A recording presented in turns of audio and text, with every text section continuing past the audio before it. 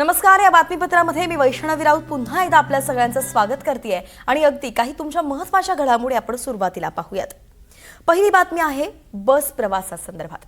उन्हाळ्यातील हंगामी भाडेवाढ रद्द होण्याची प्रतीक्षा करणाऱ्या लाखो एसटी प्रवाशांच्या पदरी निराशाच पडणार आहे. राज्य परिवहन महामंडळानं 13.50% भाडेवाढीचा प्रस्ताव तयार केलाय. सुट्ट्या पैशांमुळे होणाऱ्या वाद टाळण्यासाठीच यंदा 5 रुपयांच्या पटीत तिकीट ठेवण्यात येणार आहे.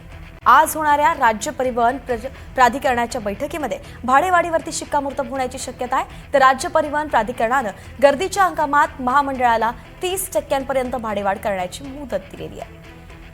तर ही आपण पाहतोय राज्य सरकारनं सुद्धा एसटी महामंडळाला कर्मचाऱ्यांच्या पगारासह अन्य खर्च स्वतःच भागवण्यासाठी विविध उपाययोजना करण्याच्या सूचना केलेल्या आहेत.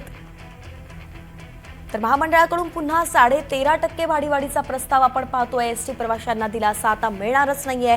सुट्ट्या पैशांचा जो वाद आहे म्हणजे 5 रुपयांसाठी जे वाद होत असतात ते टाळण्यासाठी खरं तर ही भाडेवाढ लागू होऊ शकते.